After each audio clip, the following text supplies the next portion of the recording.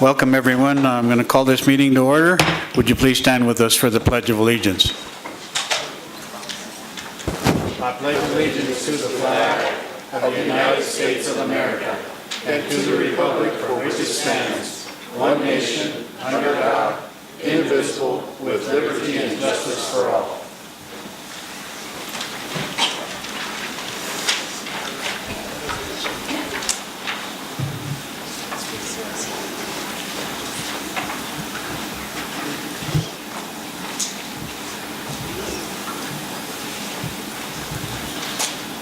Council, would you sign in, please?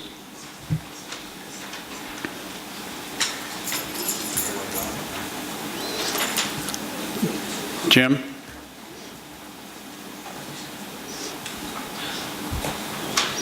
We are having some issues here.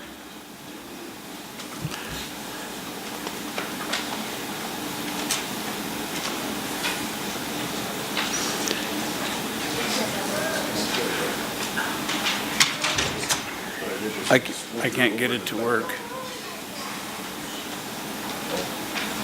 Just restart the conference. Oh, okay.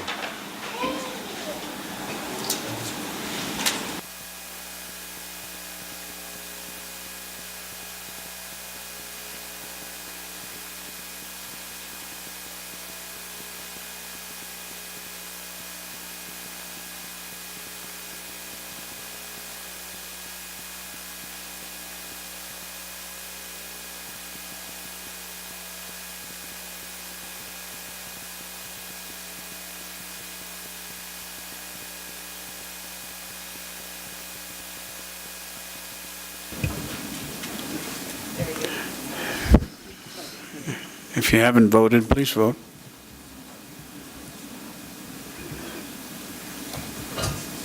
I'm missing one.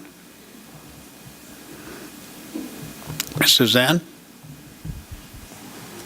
All councilors are present, and a quorum has been declared. Thank you.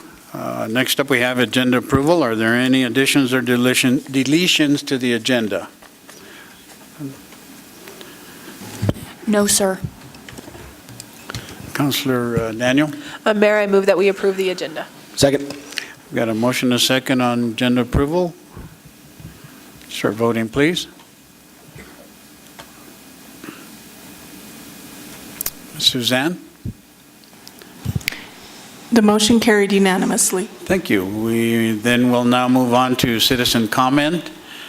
Alamosa City Council welcomes your comments. Citizens wishing to speak may obtain and complete a speaker card through the City Clerk at the start of the meeting. I have quite a few here today, and we will ask you to please limit your presentation to 3 minutes. The first card I have is, I'm not exactly sure who this is. Ty, who do you think that is? I have no idea. We have no idea who this is. It's scribbled. Is that, all right, sir, would you, yes, please. Is this yours?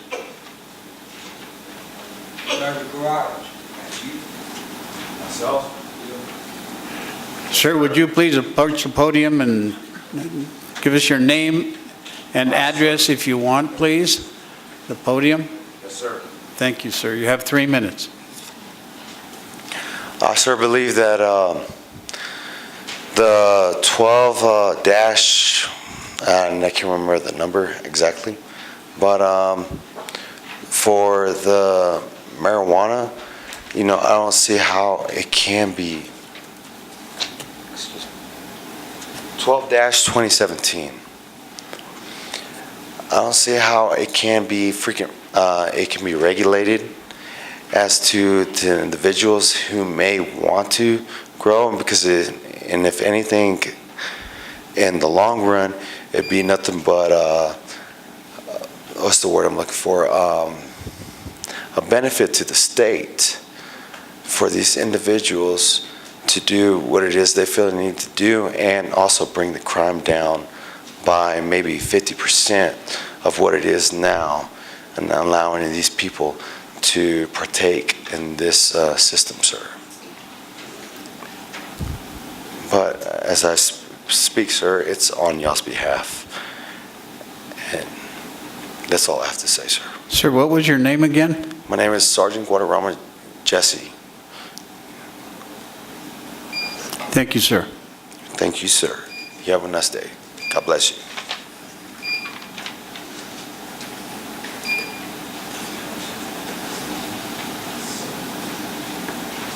Next card I have is for, name is Tarek.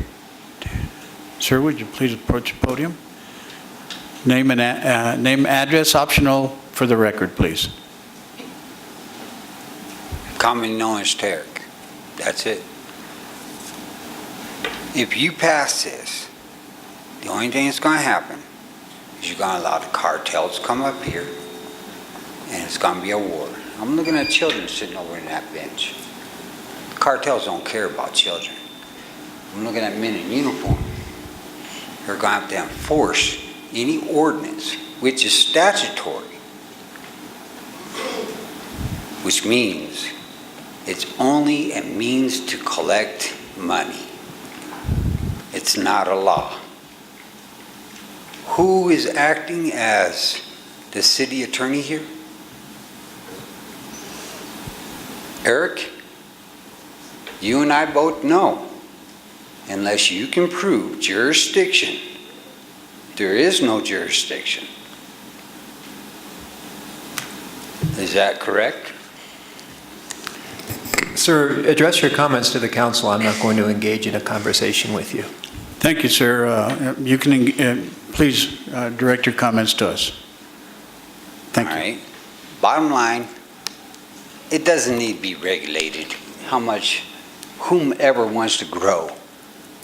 Fact is, pre-1800s or post-1800s, in 1900s, if you didn't grow cannabis or hemp, you were taxed or put in jail.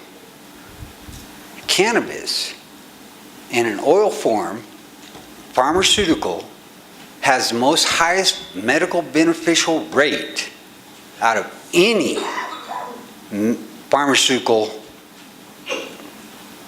entity that you want to collect concerning cancer and half a dozen other ailments that affect people. And that is a fact. If you pass another ordinance, you're only trying to regulate for monetary reasons, which is going to get a lot of those individuals having guns pointed at them. You already got a bunch of people down in Texas who are defending the borders outside of border patrol against cartels who are ran by the CIA. That is also a fact. Who are going to come up here. And it will be a war on your streets. Because the only thing you will do is create another black market entity. That's all you'll create. Now, Colorado is doing a good job trying to regulate and so that the state, the so-called state, the territory of Colorado can get benefit from it. I get it. I know. Give me 5 seconds, 10 seconds. I'm trying to regulate it to get benefit from the people to help the people. But if you pass in our ordinance, it's only for monetary gain, and it'll only create a bigger police state. And I don't think the people of Colorado want to deal with that. I don't think you want to deal with that. Thank you, sir. Appreciate your comments.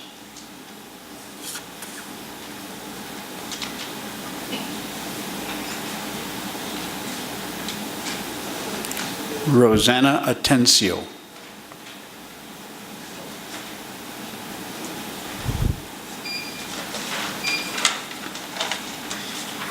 Hi guys, Rosanna Atencio. I'm from Antonito.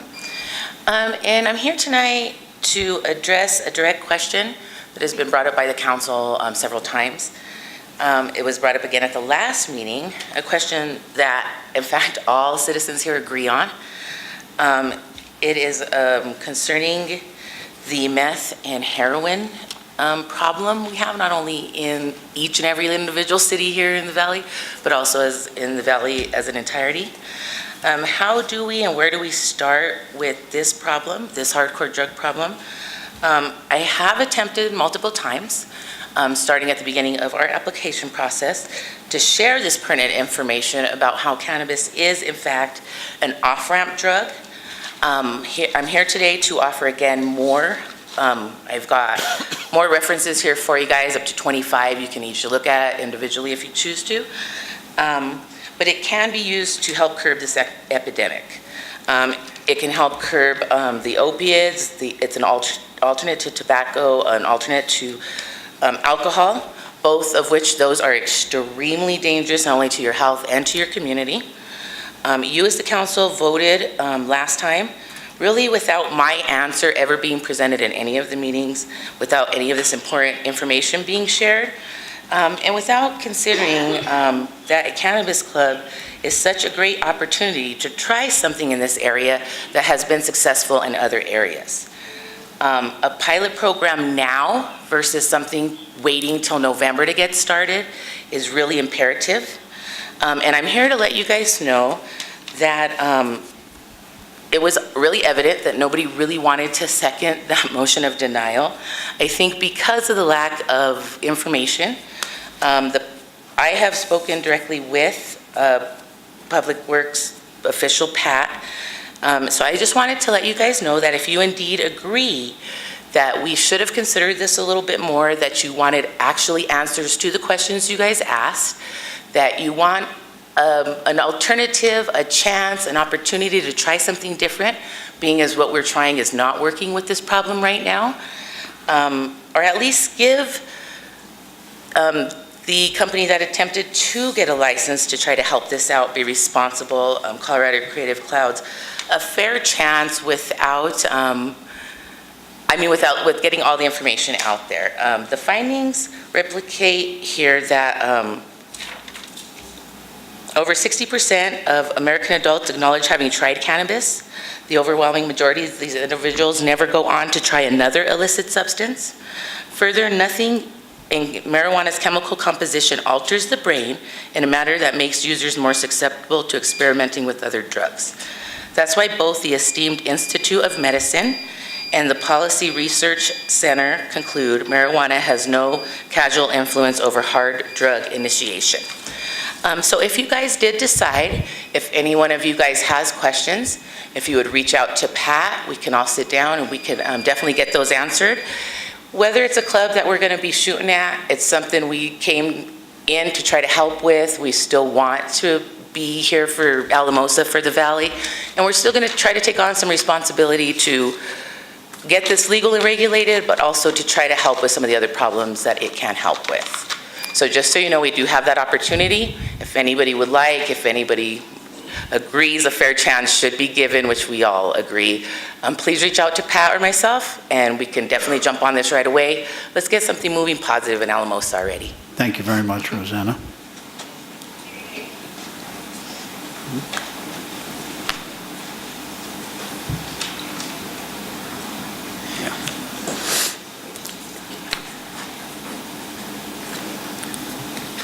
If we can we keep our statements to 3 minutes, please? Next up, we have Cynthia Walsh.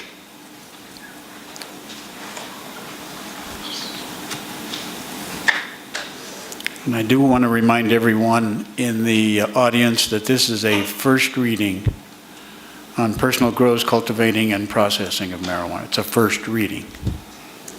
Thank you. My name is Cynthia Walsh. And first, since all the officers are here, I'd like to acknowledge them and thank them for the service that they provide to our community.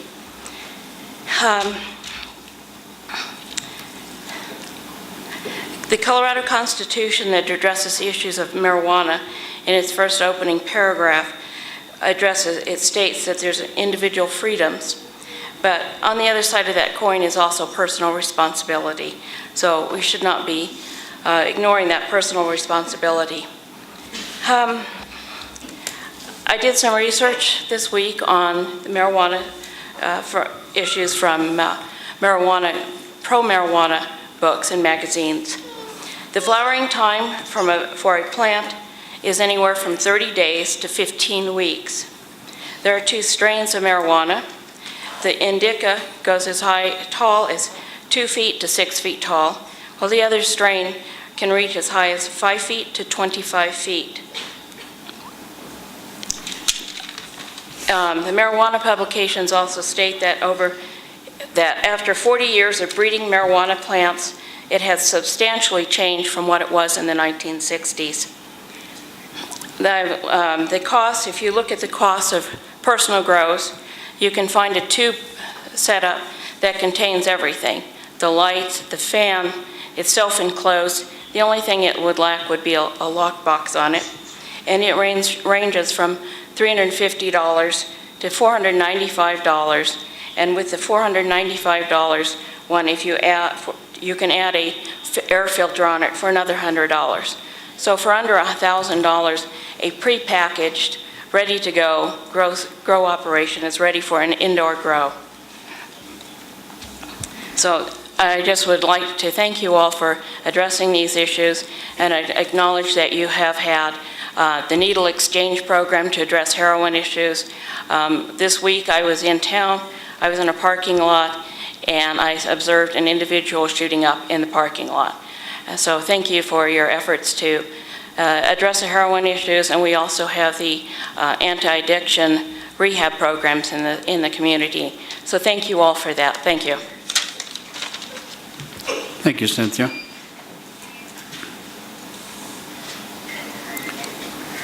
Chloe Everhart.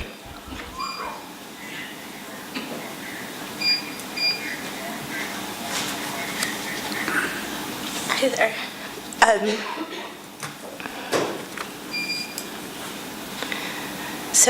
I wrote what I had to say. I'm terrified of public speaking, but after reading the comments that were in the newspaper from the work session the other week, why have several business owners, including a veteran with PTSD, closed shop to say brave things about their lives and struggle in City Hall? When I read about the comments at the work session about Ordinance Number 12, 2017 last week, I read about the history of cannabis regulation while seeking an answer. In 1929, Harry Anslinger was concerned about his job security after the failure of Prohibition. Anslinger played off the xenophobia and racism of the early 20th century to manufacture the war on drugs. I'd like to read a quote by Anslinger, not representative of my views at all. There are 100,000 total marijuana smokers in the United States, and most are Negroes, Hispanics, Filipinos, and entertainers. Their satanic music, jazz and swing result from marijuana use. This marijuana causes white women to seek sexual relations with Negroes, entertainers, and others. Hearst newspapers ran ads calling marijuana the assassin of youth and published stories about how it led to violence and insanity. Anslinger remained in charge of federal narcotics efforts until 1962, after successfully criminalizing cannabis in 1936. I want to talk about values and principles for a moment. Everyone here in favor of this ordinance has been influenced by the propaganda Anslinger created to justify the drug war. Racism and excluding groups were founding principles reflected in the ordinance under consideration today. Inclusiveness is a value I'd like to have in Alamosa. Compassion, too. I want Alamosa to be a place people with disabilities who function better with cannabis and people who would rather smoke with friends than drink tea or lemonade or beer are safe and welcome. What rights will be violated because of passing this ordinance? Who will be discriminated against? I ask again, why have several business owners, including a veteran with PTSD, closed shop to say brave things about their lives and struggles in City Hall? Please vote with your heart, and know we will vote with ours.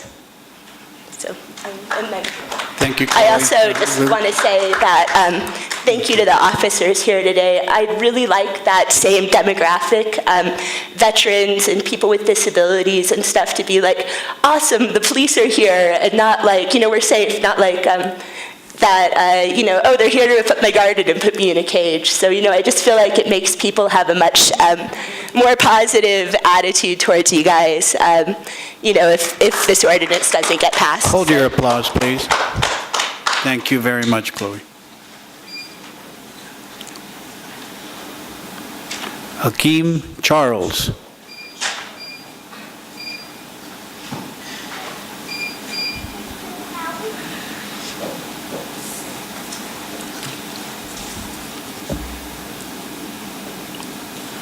Hello, Council. I'm just giving it a moment until. Are we no longer doing 3 minutes? The clock is not working properly. Is it? Okay. Okay. Okay, thank you. All right. Well, Council, Name and address for the record, sir. my name is Hakeem Charles. I live within the city of Alamosa. All right. Council, when we come here, I'd like to remind you that to even grow above a certain number of plants requires a doctor's medical recommendation. So that even before I speak of anything else, just to start this whole thing, you're going to have to say that you know more than a medical professional about what these people need. Now, I heard there was something saying that you can get enough medicine with your 6 plants to provide everything you would need. Let me remind you that the record-growing potato was nearly 30 pounds. If you were to use the record-breaking examples, then a man would only need 10 potatoes to feed his entire family all year. And if a man tried to grow 10 potatoes to feed his family all year, he'll sit around and watch his children starve to death. Now, what I'm saying to you right now is that just for people to provide their medicine, like I have family members with cancer, they need a lot. I know people, when I was working on a campaign, their children need massive amounts of marijuana. I'm talking it would put Snoop Dogg to shame, just to prevent themselves from falling to the floor and spasming. I've seen people on the floor shaking. I've seen the blood when it comes out their mouth from a trauma, when they bite it off. I've seen all of these things and various other things. And right now, what I'm saying is that you are telling them that you know better than the doctors, you know better than themselves, than everybody else, to how much they can grow. I'd also like to remind you that not only this, but by forcing them to be indoors, despite if they have a yard and everything else, you are forcing them to spend hundreds and thousands of dollars each and every month on just something like their electricity bill and everything else, when a lot of these people barely have enough money to afford their rent and their medicine as it is, and you will try and restrict them like that. I'm telling you right now, sir, that for the most part, as it said in the papers, there hasn't been too many complaints. There aren't that many complaints. I think that this council's time and those fine officers over there's time would be a lot better spent actually targeting complaints than to do an entire blanket bombing ordinance against everyone in the city of Alamosa. That is all. Hope you have Thank you, sir. And as for you, Combs, I have actually found nothing but the most professionalism since I've been to the Valley, and I've dealt with police in various states, and my mother was actually a cop. I thank you all for your service. All right, thank you. Thank you, sir. Hold your applause, please. The last card I have is Terry Wiley.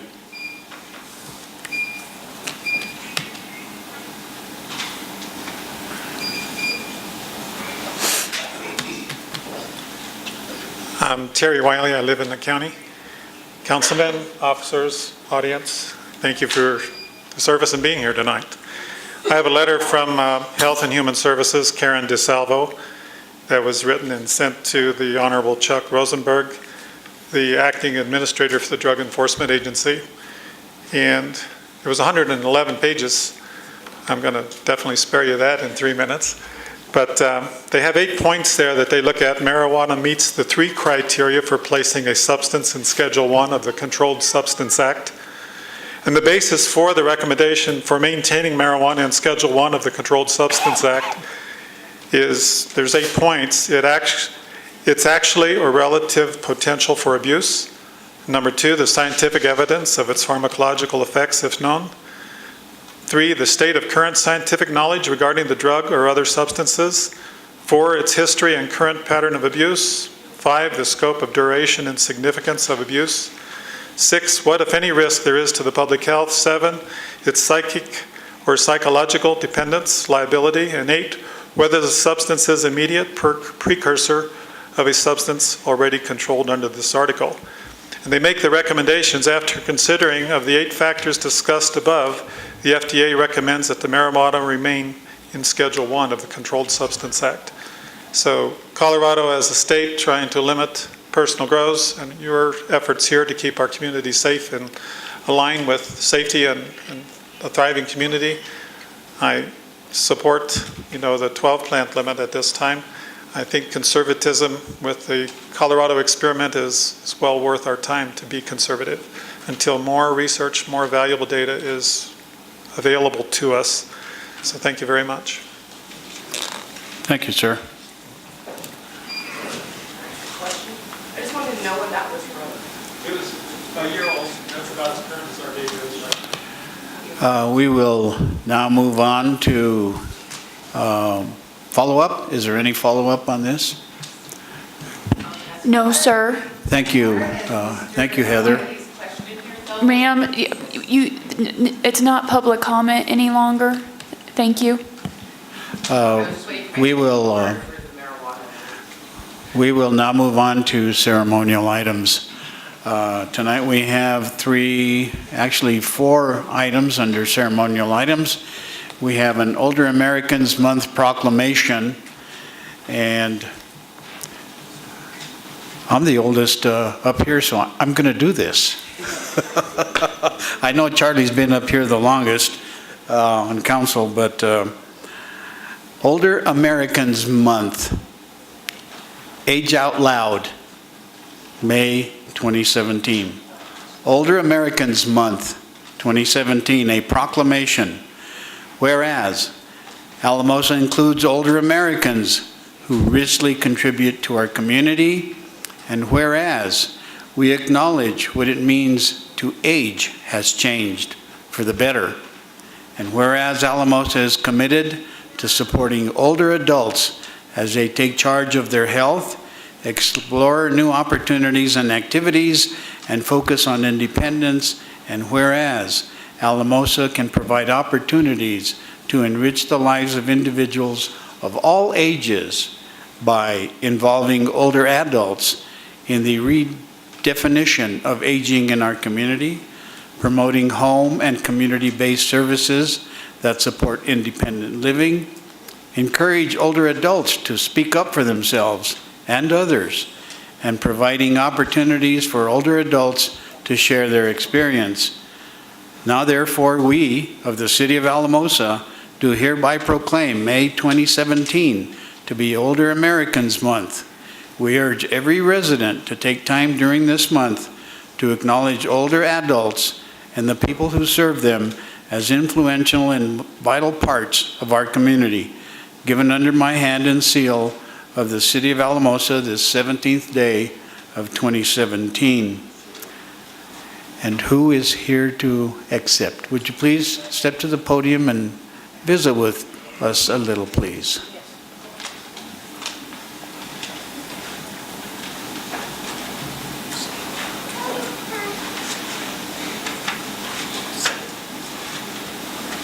Thank you, Mr. Mayor. I want to thank the City Council for recognizing, appreciating our older adults within our society. I have with me tonight Ms. Carol, President of our Board of Directors, and Ms. Monica Wolf, who is our Program Administrator. So we really appreciate your recognition and appreciation that you're showing to our older adults in the community. Thank you. Thank you for your consideration. We, the older people, appreciate it. Thanks. Your turn. All right, Council, would you join me, please? You said all. Thank you. You guys take your picture. Thank you very much. Thank you. Appreciate all you do. Thank you very much. I know.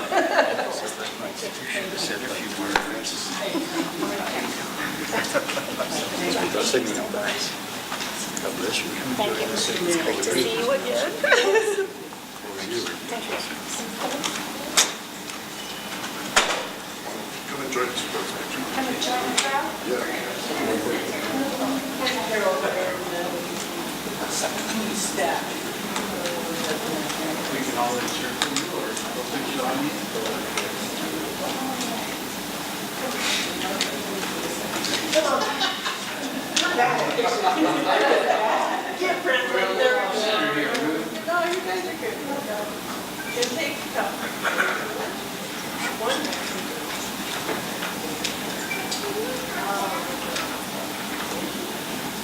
I can tell the crowd out here right now, but thank you. Your turn's coming.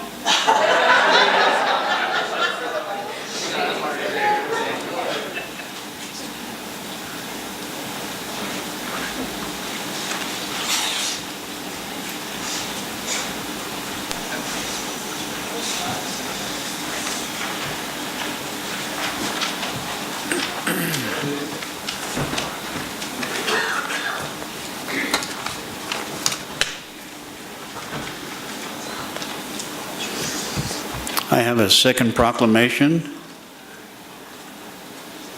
May is Mental Health Month 2017 proclamation, and I am going to ask one of our city councilors to read this proclamation and present it on my behalf. That would be Christina Daniels, who works in the mental health field.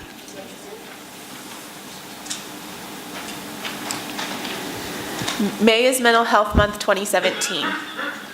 Whereas mental health has been observed since 1949 to raise awareness of mental health conditions and the importance of mental health, and whereas we are all affected by mental health, and 1 in 4 Coloradans experience mental health conditions or substance use disorders, both each year, and whereas 50% of all people with mental health conditions experience them by age 14 and 74% by age 24. And whereas increased focus on the prevention of mental health conditions and substance use disorders among children and adolescents through screening and early intervention helps improve lives, and whereas people with lived experience of mental illness and/or substance use disorders get better, live in recovery, and provide invaluable knowledge of how to improve and transform systems of care, and whereas greater trauma-informed care and peer support services are needed to support and facilitate recovery, and whereas the stigma against mental health conditions remains one of the greatest barriers to improving the lives of all Coloradans through better mental health, and whereas Colorado is dedicated to becoming the healthiest state in the nation by ending stigma and focusing on the integrated role of mental health in all our lives, we therefore, the Alamosa City Council, do hereby proclaim May 2017 as Mental Health Month in Alamosa, Colorado. Further, I call upon citizens, government agencies, organizations, healthcare providers, and research institutions to raise mental health awareness and continue helping Americans live longer, healthier lives. And Clarissa Woodworth is in the audience. Do you want to come up and talk to us a little bit about Mental Health Month? We would appreciate it. I'm Clarissa Woodworth, and I'm a program director at San Luis Valley Behavioral Health Group. As Christina mentioned, 1 out of 4 is affected by mental health, substance abuse, or both every single year. So that means everyone in this room can touch somebody that's affected by this. And unfortunately, stigma is the biggest barrier. The good thing about that is that we really could make a difference today and tomorrow if we start educating ourselves, getting trained, and supporting people to get help, to not be afraid of it, to understand it. So. Very good. Thank you.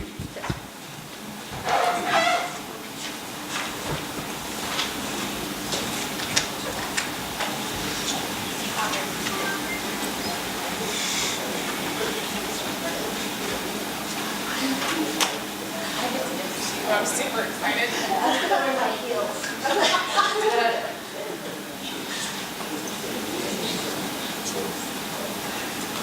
I am fortunate to work with this woman every single day, or at least the other day.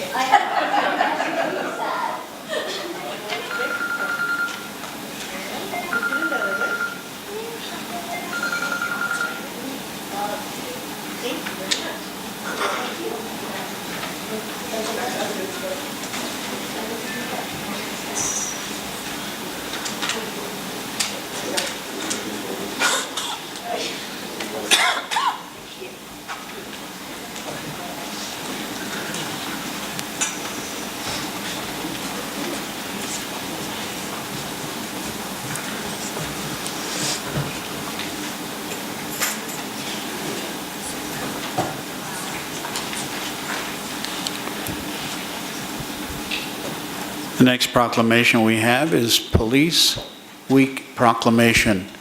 And I will do this. I was going to ask Councillor Coleman to do it, but he did it earlier today at our get-together in appreciation of our officers. And Councillor Coleman did an excellent job in being the guest speaker at that event. Thank you, Councillor Coleman. Thank you, Mayor. We appreciate that. You're welcome. Whereas the Congress and President of the United States have designated May 15 as Peace Officers Memorial Day and the week in which it falls as Police Week, and whereas the members of law enforcement and the Alamosa Police Department play an essential role in safeguarding the rights and freedoms of the citizens of Alamosa, and whereas it is important that all citizens know and understand the problems, duties, and responsibilities of their police department, and that members of our police department recognize their duty to serve the people by safeguarding life and property, by protecting them against violence or disorder, and by protecting the innocent against deception and the weak against oppression or intimidation. And whereas the City of Alamosa Police Department has grown to be a modern and scientific law enforcement agency which unceasingly provides a vital public service. And whereas I, City of Alamosa Mayor Joseph P. Lucero, call upon all citizens of Alamosa and upon all patriotic, civil, and educational organizations to observe the week of May 14, 2017 as Police Week, with appropriate ceremonies in which all of our people may join in commemorating police officers, past and present, who by their faithful and loyal devotion to their responsibilities have rendered a dedicated service to their communities, and in doing so have established for themselves an enviable and enduring reputation for preserving the rights and security of all citizens. I further call upon all citizens of Alamosa to observe Monday, May the 15th, as Peace Officers Memorial Day in honor of those peace officers who through their courageous deeds have lost their lives or have become disabled in the performance of their duty. Now therefore, I, Joseph P. Lucero, by virtue of the authority vested in me as Mayor of the City of Alamosa, do hereby honor law enforcement officers across the country and the Alamosa Police Department, and proudly proclaim the week of May 14, 2017, Police Week, and May 15, 2017, as Peace Officers Memorial Day. I will sign this and come down and present it. Absolutely. Would anyone like to say, Chief? Would you like to visit with us?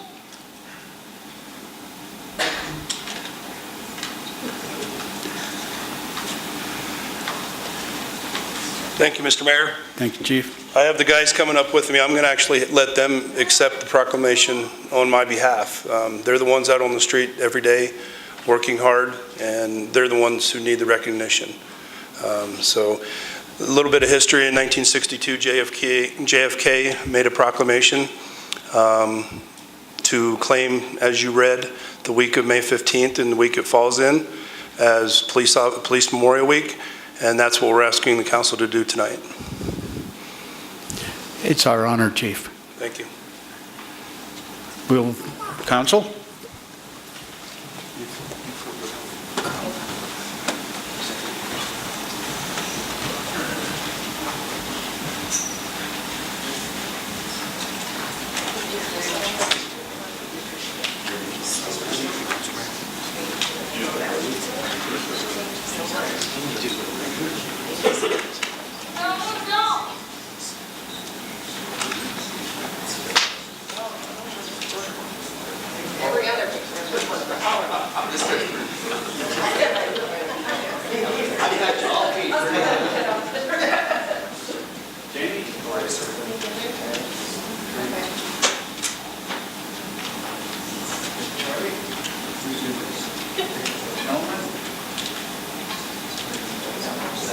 Let me get way over here.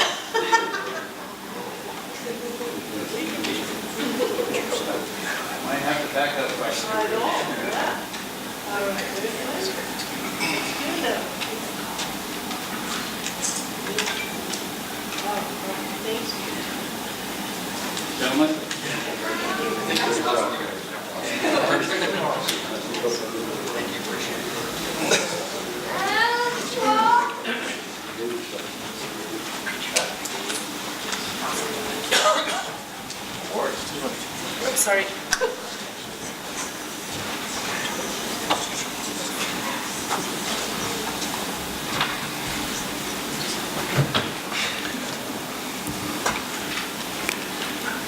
Next up, we have the Life-Saving Awards.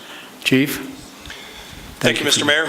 We're here tonight to, again, recognize the hard work and dedication that the officers of our police department have to our community and our citizens and the visitors of Alamosa.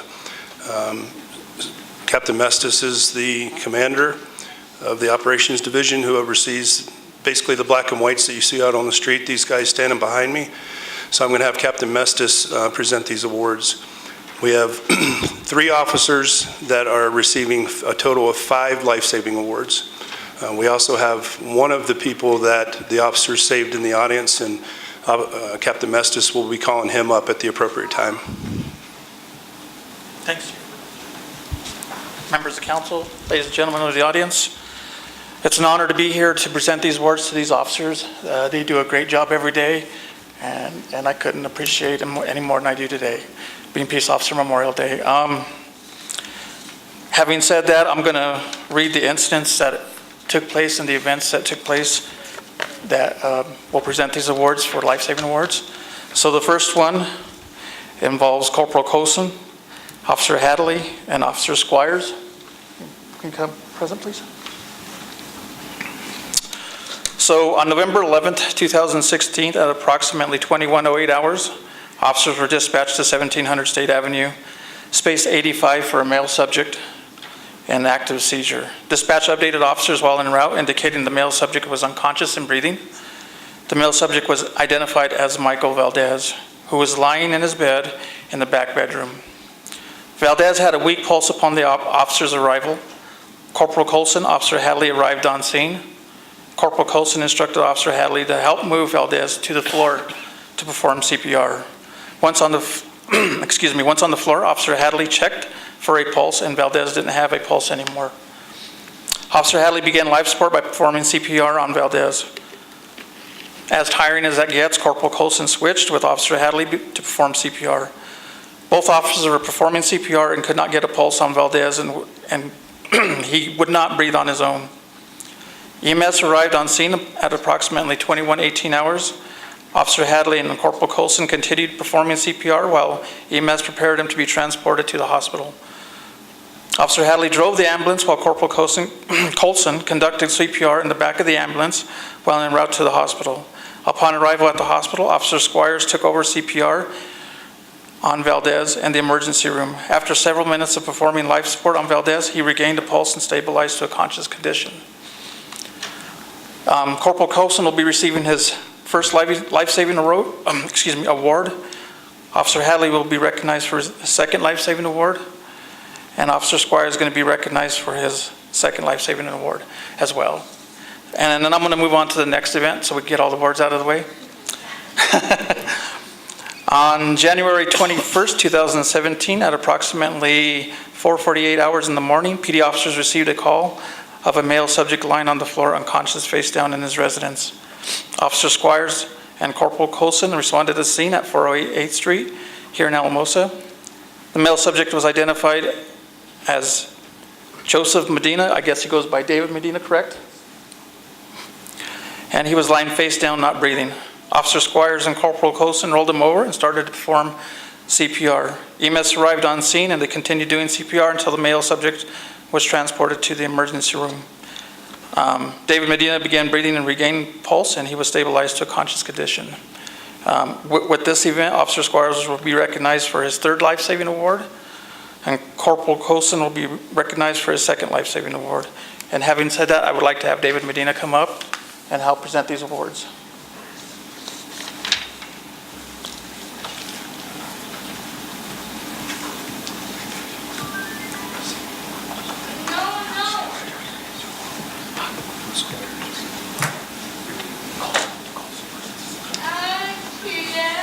Corporal Coulson, this is going to be your first award. Having said that, there's your medal. And he's getting a medal because it's his first one. Normally we just do an accommodation bar for anything. We'll do a star to every life-saving award on the accommodation bar. So this is his first one, so he gets a medal for this one as well.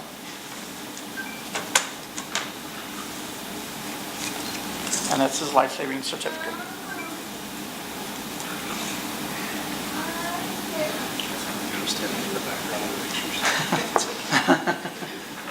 Next one, we'll call up Officer Hadley.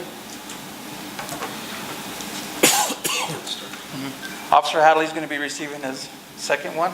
Having said that, he's going to get us a gold star for his commendation bar. Good job. Thank you, sir. And Officer Squires.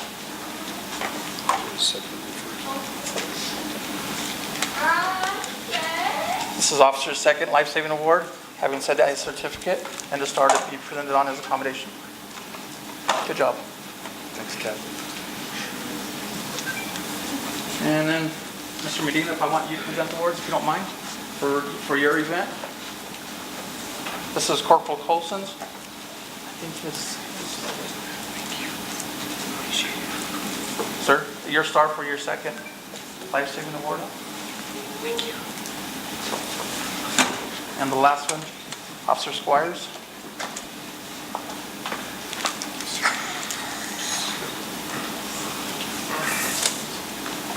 Having said that, here's your star for your third service. Thanks, appreciate it. He's my hero. Yeah. Would you like to say something, sir?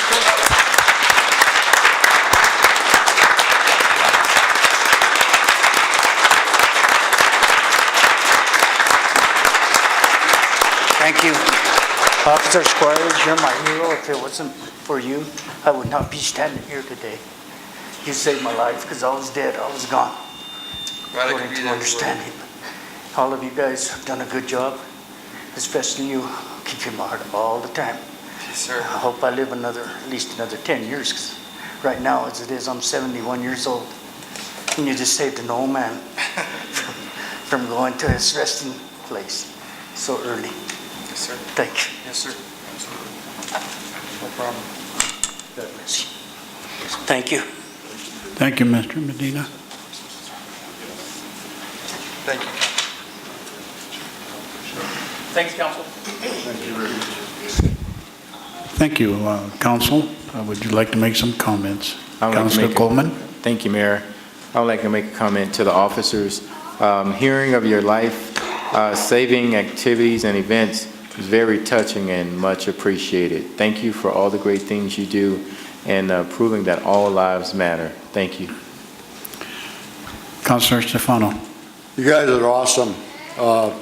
In the world we're living in today, man, people are going nuts and trying to kill you guys all the time. I commend you, man. You guys do awesome work, and you deserve the best of everything, equipment, whatever. It's great to have all of you on our police force, man. It's just awesome what you do. Congratulations. Councilor Daniel? Thank you, Mayor.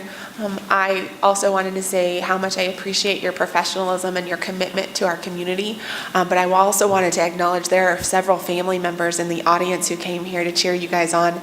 And so you're a great role model to your family and your kids and our community members. And I know they wanted to cheer really loud. There are a couple of them. So let's give them all another round of applause, okay?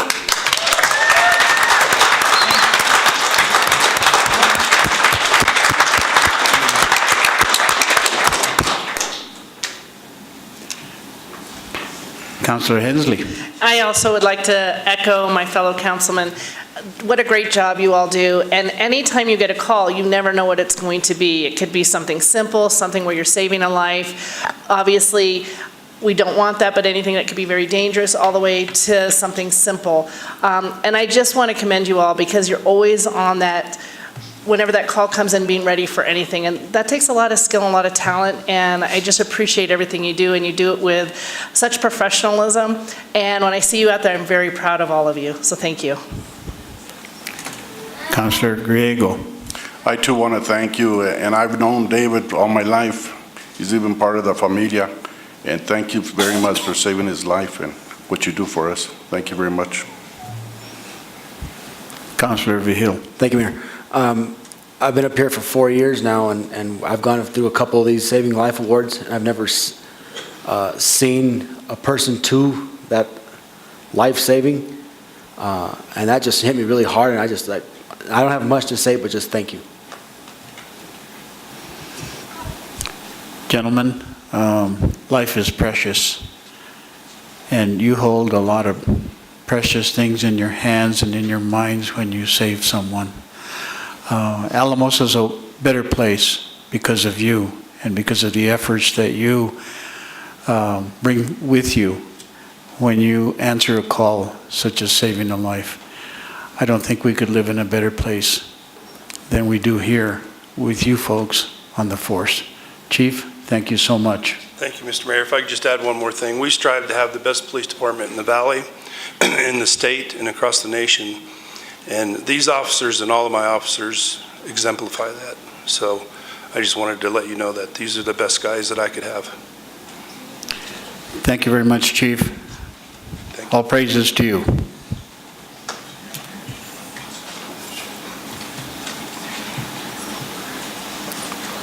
We'll move on to consent calendar A.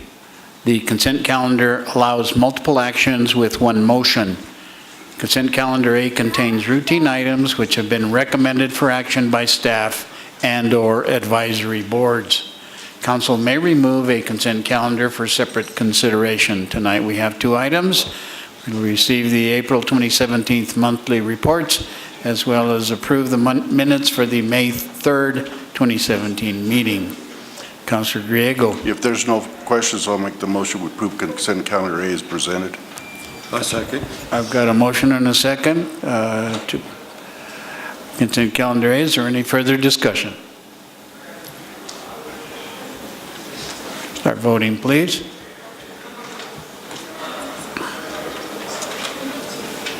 Suzanne? The motion carried unanimously. Thank you. We'll move on to regular business brought forward by city staff. Tonight we have Jim, informational technology. Don't see much of you, Jim. Thank you for being here, even though you're always in the back. That's right. Thank you, Mr. Mayor, Council. I'm here tonight to discuss the wireless internet and security camera system for Cole Park. The recommendation of staff is to adopt the alternative one, authorizing staff to spend IT fund savings for a wireless internet and security camera system for Cole Park. As a form of background, IT would like to create a wide area wireless internet and security camera system for Cole Park this summer. IT has been notified for many years that vendors and guests at many of the events in Cole Park would greatly appreciate an extension of the wireless service we have provided in the Alamosa Public Library since 2001 into our most used public park. Because the city has provided the free wireless service from our public library prior to 2005, this extension would not be subject to the Senate Bill 152 restrictions and or C.R.S. 29-27-304. We were expecting a local internet service provider, an ISP, to install a system this spring, testing wireless in the park. However, that ISP has notified us as of the beginning of May that they would be unable to perform this test this year. As such, Ironfest has authorized us to utilize the $1,000 donation that we've had for several years here at the city for a PA system to be used on this project, along with committing an additional $500 this September.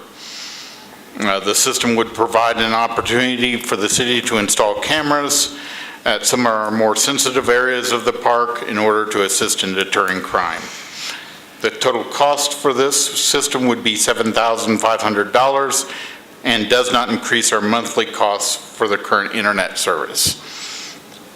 The issue before council tonight, the city council wished to allow staff to spend $1,500 Ironfest donations and an additional $6,000 from the IT fund savings to install a wireless internet and security camera system in Cole Park. Thank you, Jim. Councilor Vihil. Thank you, Mayor. A quick question, Jim. Have you all decided how many cameras and where they will be placed? We would start with just one camera at the far end of the park looking at the restrooms. We can add more cameras to the system at a later date as necessary. The cameras themselves are not expensive. Building the infrastructure that can transmit that data back to a server, that's the expensive part. Would the infrastructure go underground? No, it's all wireless. Oh, wireless, okay. Yes.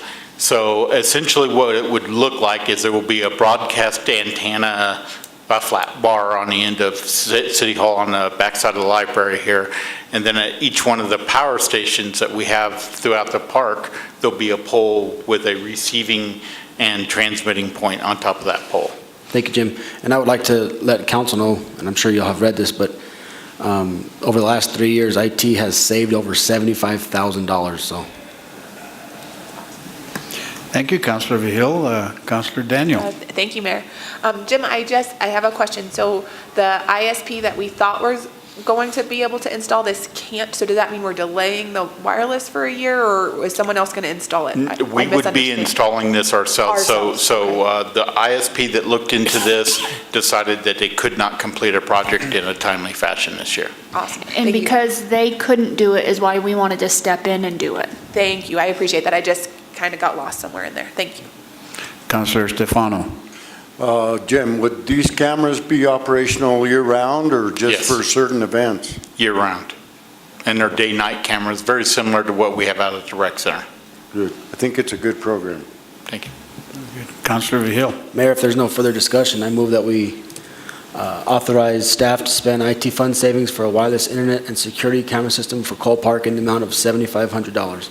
I'll second. I've got a motion and a second. Is there any further discussion on the wireless internet and secure camera system in Cole Park?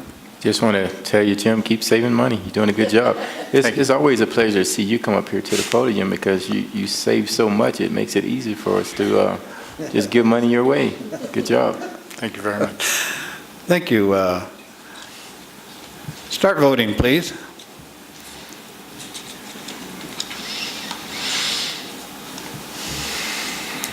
I need one.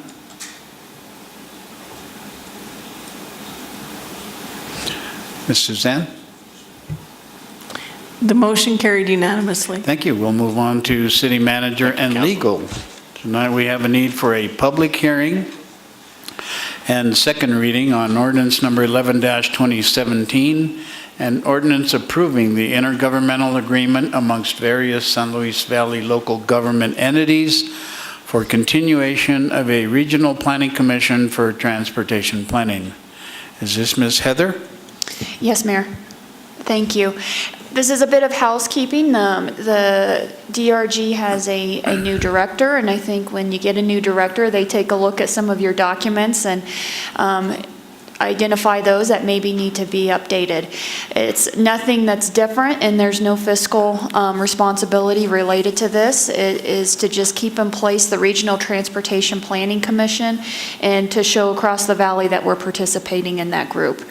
This is the second reading, and so after the public hearing or before if council has any questions, we can answer that. Thank you. And so we'll open the public hearing on ordinance number 11-2017. If there's anyone in the audience wishing to speak for or against this ordinance, please approach the podium and make your wishes known.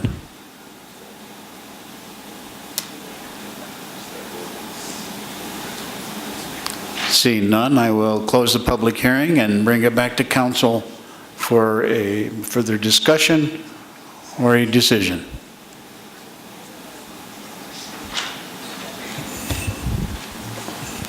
Well, since this is... Councilor, yeah. Councilor, yes, Thank you, Councilor Mayor. Grego. Since this mostly is housekeeping, as city manager says, I'll make the motion that we approve ordinance number 11, 2017. I'll second. I've got a motion and a second. Is there any further discussion on ordinance number 11-2017? Seeing none, start voting, please. Ms. Suzanne? The motion carried unanimously. Thank you. We'll move on to the first reading on ordinance number 12-2017, an ordinance regulating the personal growing, cultivating, and processing of marijuana. Councilor Sushao. Thank you, Mayor. So this is coming before you on first reading after a couple of work sessions that you have had on it, and most recently, a public meeting that was held last week at which a number of comments were made. This issue arises because the constitutional provision that allows for possession and personal use of marijuana does not in any way limit the amount of marijuana you can have, other than indicating that individuals can have 6 plants, and individuals with a card from their physician indicating a need for more than 6 plants can have more than 6 plants, currently up to 99. Both locally and at the state, there has been a recognition that that situation can allow for a proliferation of many more than 6 plants in particular residences. If you have, for instance, 4 adults living in one residence, they can have 6 plants each, being a total of 24 plants.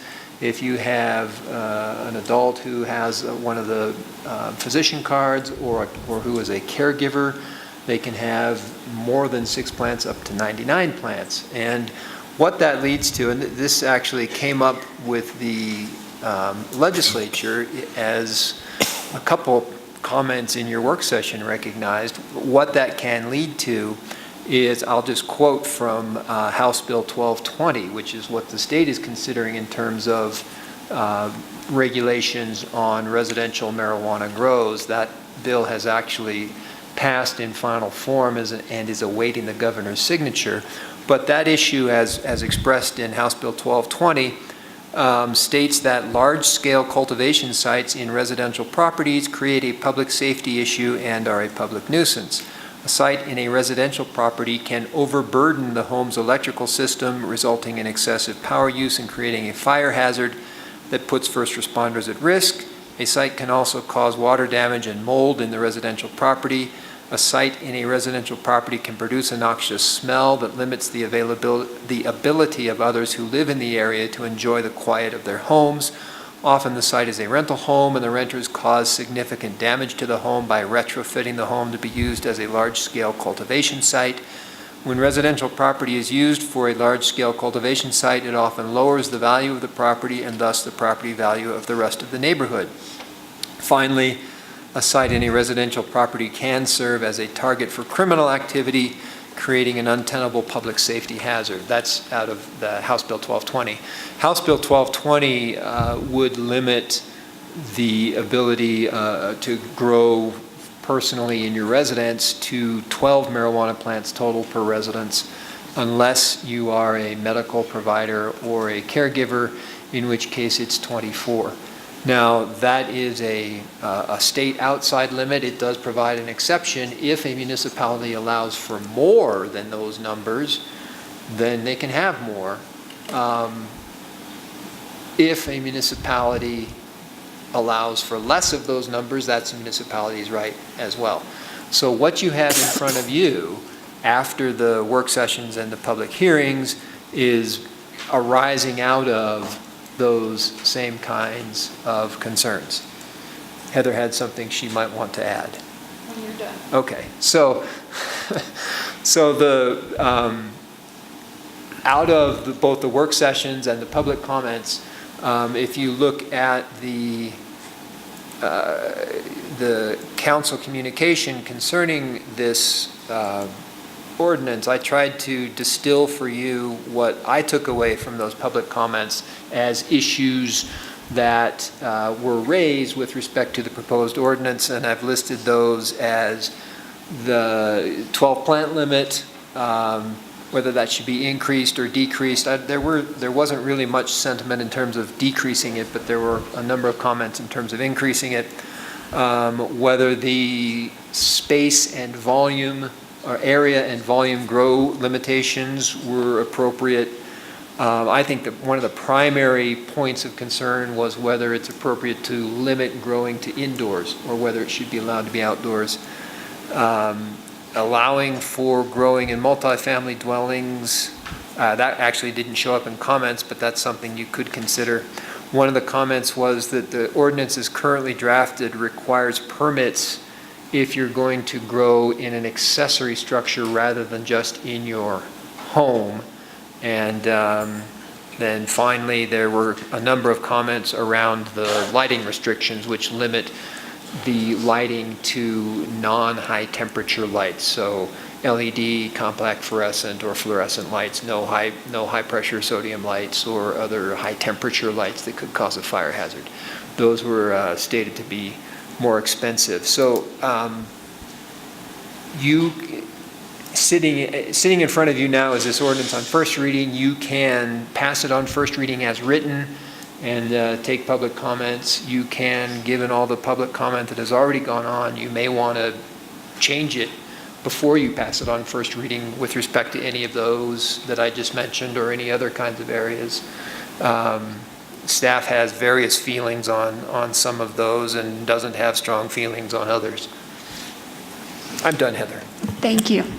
I just wanted to add a little bit more information. I feel the section that Eric read from the state statute or the language from the bill very much captures some of the concerns and why what you see in the ordinance is in front of you. A lot of it is from a safety perspective. Some of it is also to protect property values, those who are in a multifamily type of dwelling and protect the rights of those who may not have a choice on what their neighbor's doing and those types of things. In regards to the number of plants, the other part is Colorado is very much used as an example of what not to do when it comes to how many plants can be allowed to be grown, especially the 99 from the medical. That's been the creation of what they call the gray market. And why it's called a gray market is people can grow it legally, but then what they're doing with it is illegal. And so that's what they call the gray market. And so someone maybe have 4 adults in there and can do the 24 plants, but they may not be using it for personal use, which is what the intent was from the state level. Unfortunately, when it comes to our laws, you have the 80-20 rule. You have about 80% of your population that are compliant with the laws, that there's no need for additional laws and enforcement. And then you have 20% that sometimes will find a way around something or they will abuse something. And it's for those 20% that will potentially be growing it not for their own use. And it's what feeds into that gray market. There's other communities that have been struggling with this, and we would hope to prevent this from a law enforcement perspective. It's a challenging thing to get at, and that's one of the reasons we do have the plant limit in this. It's not for those individuals who are using it for their own personal use and not getting involved in any of that other activity. It's specifically related to the gray market, the black market, but then also the safety perspective with how big these plants can get as well.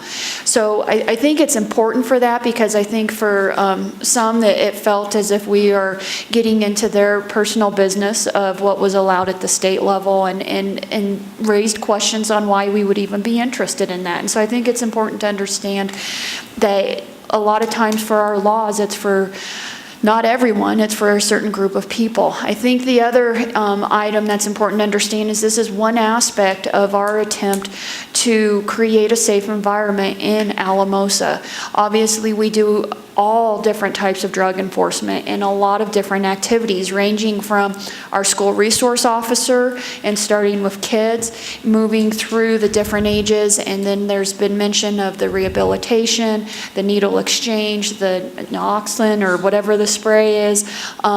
We've put a lot of resources, including 2 canine dogs, our investigative resources, and those types of things. And so I would not want the public to think that we have nothing to do, but this is part of it. And if we start to get a large gray market, then again, that pulls our resources even more into directions we would like to not have to get pulled into. And so there is a relationship in trying to prevent certain behaviors that can happen if you get large grows. And with that, I'll turn it over to council for any questions, and there's still the public hearing, or no, this is first reading. First reading. Thank you. Thank you, Heather. Councilor Vihil. Thank you, Mayor. This question is for Eric. Eric, can you comment on where you took this rough outline, this ordinance from, and why you took it from there and that? Yes, this ordinance was based in large part on an ordinance that was a Douglas County ordinance that has actually served as a model for a number of different jurisdictions, both counties and municipalities across the state. And so if you look at regulation of residential grows, personal grows of marijuana, many of those same concepts and same language can be found in that Douglas County ordinance. Additionally, Colorado Municipal League, I take that back. Rachel Allen, who is with the Colorado Municipal League, published an article in the Denver Law Review that went through a lot of the various areas that jurisdictions were covering with respect to these issues. She did address this Douglas County ordinance and a couple of other ordinances. So I used that as a model. There were features of that ordinance that I did not like that are not in here, for instance, and you could put them in if you want. We discussed this a little bit at the work session. The Douglas County ordinance had limitations on growing marijuana in a rented residence. You could not do that without written permission from your landlord. I felt that was wading into the landlord-tenant relationship more than the city ought to be doing, so that's not in there. But those kinds of things are under consideration in some jurisdictions. Councilor Daniel. Thank you, Mayor. I actually have a couple of questions. With our ordinance, Eric, and because I don't remember, did we have the caveat that if they were approved for a higher number of plants by a medical professional, that they would grow those here? Or it's a limit of 12? It's limited to 12, whether you have a medical card or not. Or not, okay. And then I think some of the things that have been brought up around the costs and things like that, I would like us to consider outdoor grows, council, as an option with although the locked enclosure is important to me. I think the safety and security and being able to regulate that to keep our communities safer for people who are growing big things, because that's a risk to them as well. And I think it's also a risk to our children and our youth in our community to be able to access that without the locks on the outside. And then I do worry about the cost of the lights. Like when that came up, my concern when people were talking about that was really about the cost that they would have to incur to do only indoor grows. So I'd like us to consider that, council, as well, because I think I think that was a reasonable perspective that I hadn't thought about when we had first been talking about it. And Councilor Daniel, City Attorney somewhat touched on this in regards to some of these from a staff perspective we feel more strongly about than others. Probably the outside grow is one that we do not feel as strongly about, as long as there's some of those protective things that are put into place. In regards to that relationship with the cost factor that was brought up, we understand what some of those cost concerns are.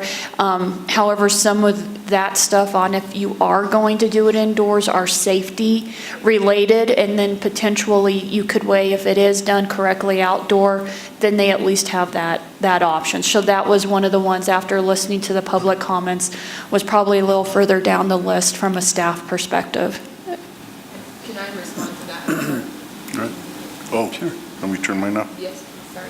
Thank you, Councilor. Oh, maybe not. Thank you, Councilor Griego.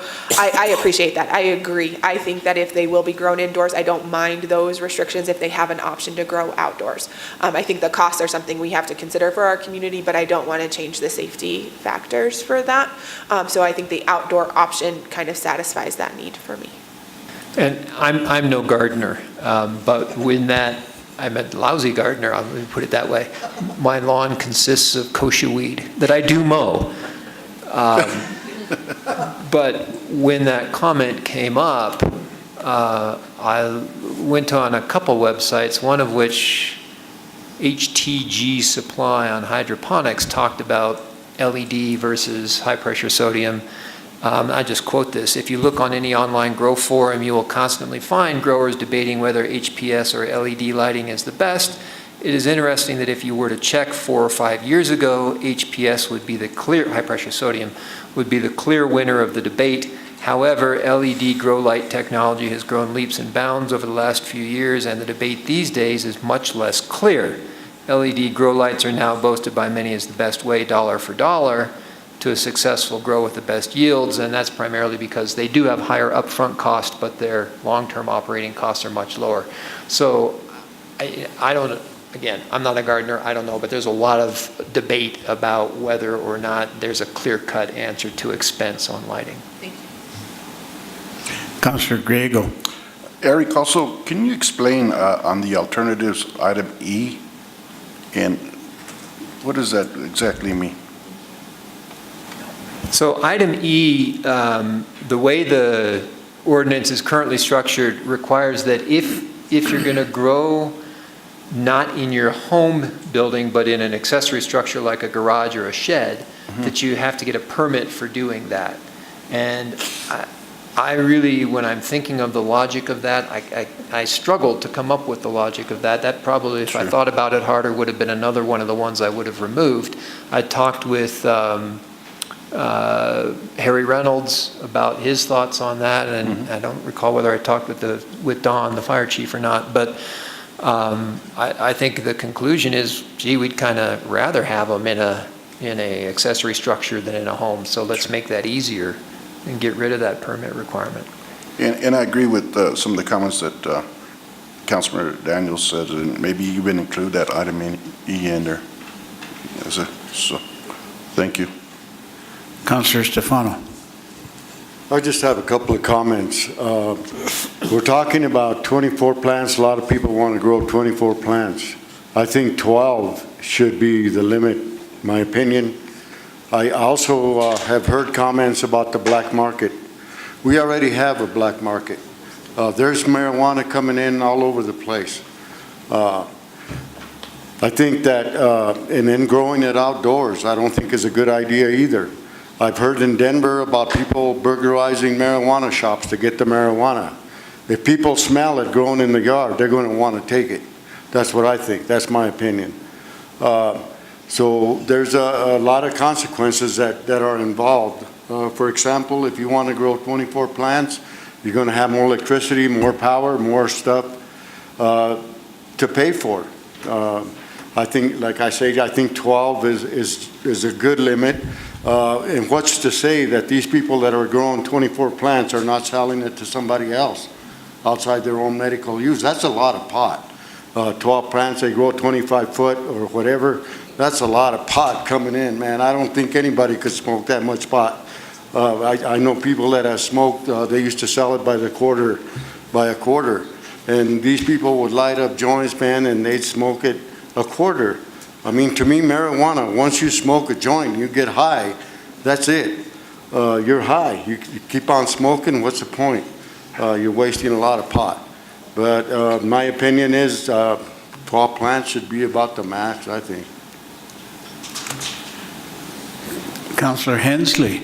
So I guess I just want to say I agree with Councillor Daniel as well, and I guess some of my concern and so where I'm thinking is that I don't know if there's been a lot of plants outdoors, if there's been issues, there's been concerns, neighbors complaining about it or not. I hadn't heard of anything, but that doesn't mean it hasn't been happening. And after hearing the comments last week, so the price factor becomes an issue. I guess my other concern, and I know then it would technically could be illegal, but that idea that if we have these requirements for the certain lighting and certain equipment, and if we force it inside, unless everybody's going in to check it, we don't know for sure that they're using that lighting, even though legally that is. But then if the fire happens, it's kind of after the fact. And I know for myself, I guess that idea that obviously if they have that choice, then that price point then can be on them in the sense that yes, we can afford to do this and we want to do it indoors, but if they can't, then that idea that it's still, I feel, fairly safe, and they're not trying to do something because of that desperation of that they feel they have to grow it inside but can't afford to do it the proper way.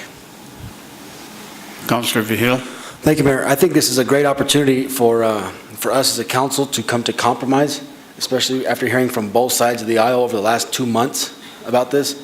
And we've heard from both sides that that we're doing our job by listening to them. So I think it's, again, an opportunity for us to compromise.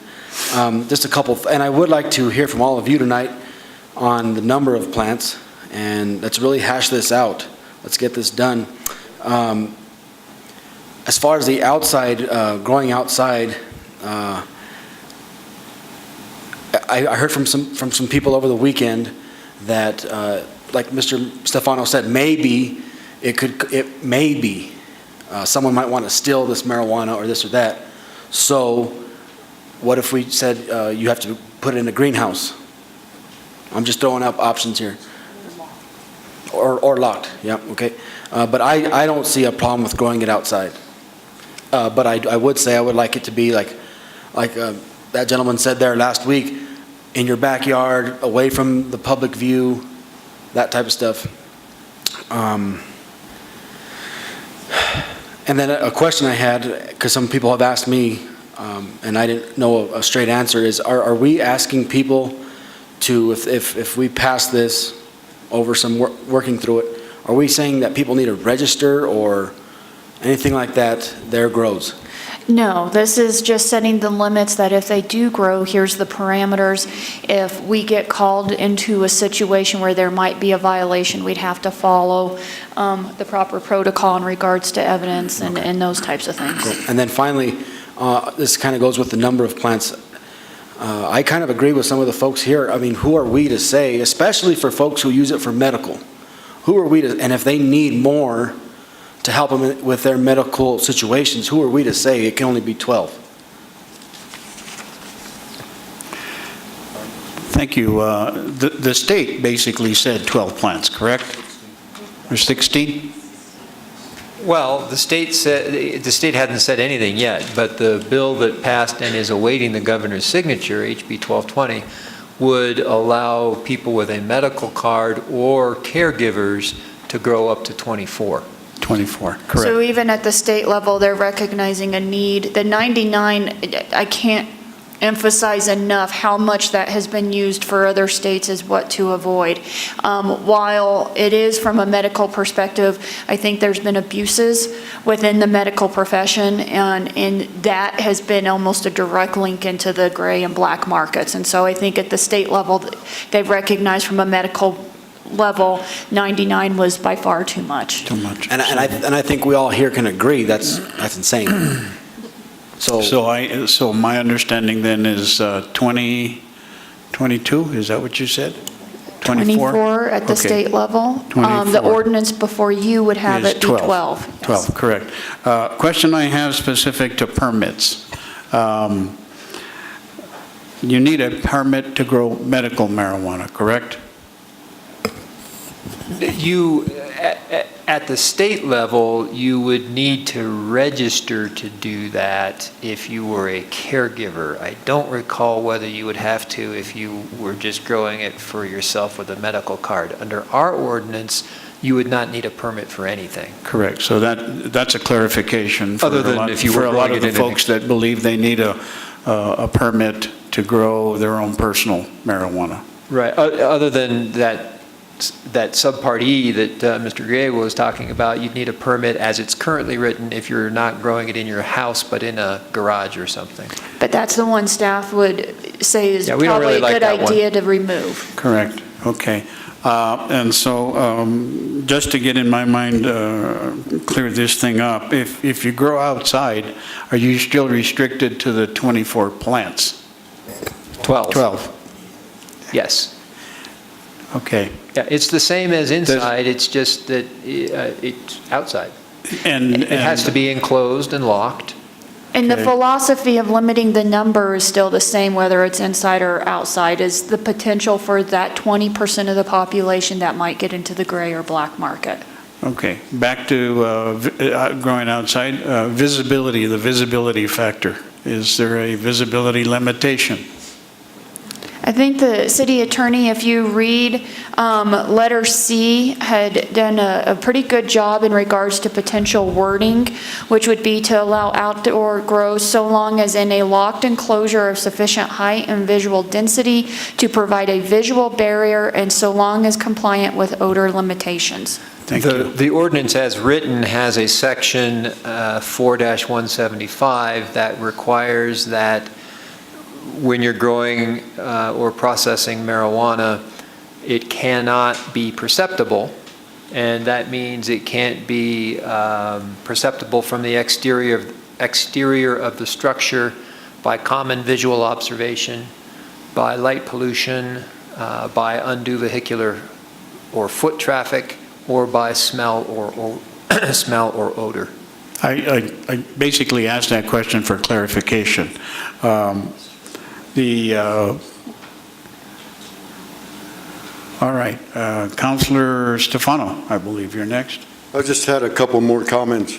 I'm not against the medical end of it at all, if it helps people. What I'm concerned about is the kids. We're trying always to protect the kids. In this environment, are they going to be walking around the house with tall plants? They're going to start smoking this stuff? In the greenhouse option, I'm for that, to lock it up, keep it in a greenhouse. We talk about, I've smoked marijuana, and people say that, and I'm not going to be naive, I'm not the only one that probably has in here. And I know what it does. People say, no, it has no effect on you. What's the point? They say, let's go get high. What do you mean, let's go get high? It doesn't, where is that? We're going to get high. It's going to alter your mind. I'm going to get high. Okay, just like alcohol. I'm going to go to a bar and drink a couple of beers. Before I know it, I'm a raving maniac. With anger, I'm going to beat people up in the bar. That's what happens with alcohol. So I'm saying, let's look at it realistically, man. If it's for medical use, I have no problem with it. But if they're just growing it to get stoned all the time, to walk around all stoned, I don't see the point. I know when I smoked it, it killed my motivation. I didn't want to go to work. All I want to do is listen to music, hang around. So there's consequences that come with it. Let's be realistic. We're not naive, like I say. It gets you high. That's why you get stoned. That's why you smoke it.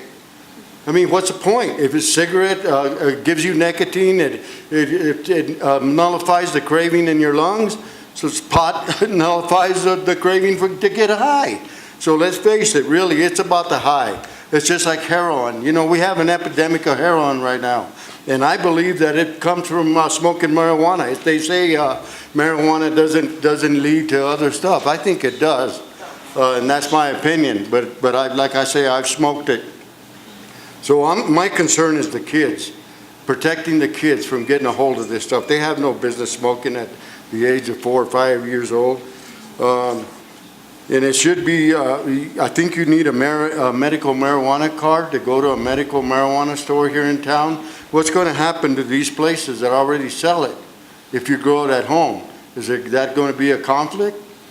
That's another thing. Anyway, that's my opinion. Thank you. Thank you, Councilor. Councilor Daniel? Thank you, Mayor.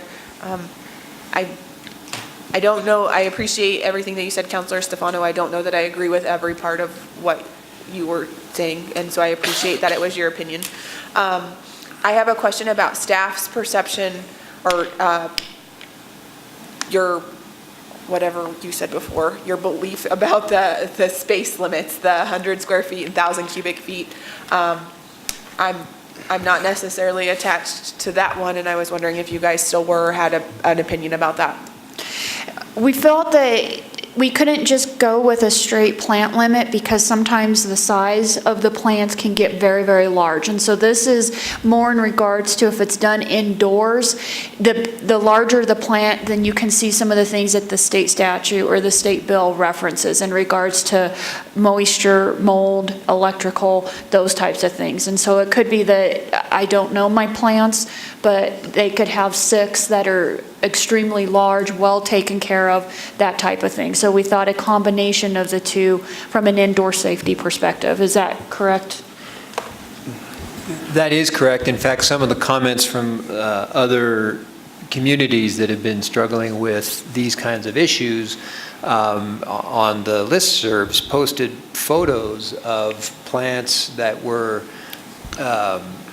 kind of vined and espaliered such that you had one plant that was taking up essentially 1,000 cubic feet. So there are things you can do to get a lot of grow volume out of one plant, and if you just had a plant limit, you might not be achieving those kinds of goals that you're looking for. Okay, so if we do this, and so could we limit the grow space inside to 1,000 cubic feet, but outside not have that limit Sure. potentially? If the visual and other things are met outside? You could do that. Is your question, would staff be satisfied with that? Yes, that's, I'm hoping. We haven't thought about that, frankly, so Okay. we'd certainly be happy to think about that. Thank you. Councilor Vihil. I'm kind of where Ms. Daniels is at too. I mean, if the example you brought up of a plant that's vining out and getting all crazy, that probably was in a place that had no limits on plants. So there's probably a lot of plants in that one little space. Let me finish. So this is what I'm visualizing is this: if we say 12 plants in 100 square feet, and they get out of control, wouldn't that become a safety issue with electricity and lights and that type of stuff? So what I'm thinking is, why don't we make that just a little bit bigger? Because plants will be growing on top of plants, and they'll be growing into the lights and into the ventilation. And if we're saying that these plants get 25 feet, which I don't think is true. I think it's a combination of the two. So someone could have 12 plants and it doesn't come anywhere near the space limitation. Or someone could have 3 that they've managed to grow and cultivate to where then they're taking up that space. So this is a space that once you start getting bigger than this, then you're starting to get into a larger cultivation type of thing. And so it's not to say we want them to keep it within that. They could have like 1 plant in each room, and you add it up and it's less than that. Eric, did you want to add to this? Well, I guess if I understood the question right, the communities that were raising this as an issue were raising precisely the issue that a plant limit alone didn't solve their problem, because people could grow so much volume out of plants that would fit within the limit, but the volume would just be inappropriate for the structure they were being grown in. Councilor Griego. I get a sense that on the alternatives, the possible changes A through F, it seems like staff and council, Eric, you're kind of okay with something like that direction? If we were to make those changes A through F? Well, no, not all A through F. The ones that we felt from just a pure staff perspective, especially after listening to the public input, letter E, we don't see the need for the requirement for the permit for an accessory structure. And the outdoor grow, letter C, if that were to be added in to allow for the outdoor grow. What problem would you have with item D, the multifamily dwelling? This is something that actually is a little personal for me in regards to some of the other locations that I've worked in. It's not related to marijuana, but it's related to the assumption that sometimes people feel that those who are living in multifamily dwellings can just move if they're not happy with something. And what you can find is there's a lot of people in our society that live on the edge and they don't have the ability to move. And so what we would run into it is sometimes you would get landlords that would not maintain their property at a level that's sufficient for people to live in. And so we would create ordinances that would allow for us to inspect and make sure there's running water and toilets and that type of thing, because unfortunately the people that are at those margins could not vote with their feet. And so I think sometimes people don't understand that. So in regards to marijuana and the multifamily, if you are renting and the person next to you decides to grow, you have no say over that, and you may not have the means to be able to move. And so the reason I feel a little more strongly about that is I feel like, you know, we need to protect those that can't vote and go find a living arrangement somewhere else away from it. And so that's why I would feel strongly that the multifamily part stays in there to protect those who can't move. Okay. Thank you. Thank you.